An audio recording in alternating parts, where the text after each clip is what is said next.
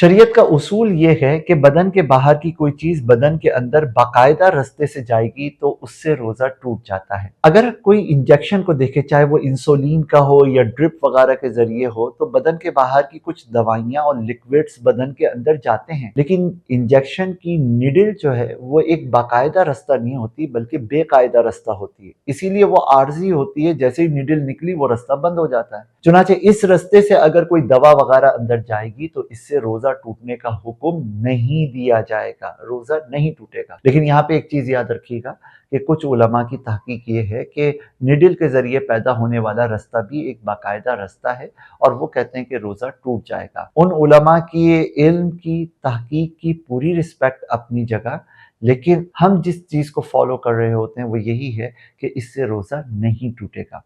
चुनाचे मेरे audience, viewers, आप जिसको भी फॉलो करें, आप ठीक है कीजिए। उलमा का इख्तिलाफ उम्मत के लिए रहमत है, लेकिन किसी एक के फॉलोवर बनकर दूसरे शख्स, दूसरे आलिम और एक्सपर्ट की इल्म, तहकीक, संजीदगी और इखलास पर क्वेश्चन मार्क ना लगाइए। और फिर तनकीद करना ये तो और गलत है, और तजलील करना, उनको बुरा भला कहना, ये तो इंतहाई अहमकाना चीज है। खुलासा ये, रोजे में अगर इंजेक्शन लगाया जाए तो इससे रोजा नहीं टूटता।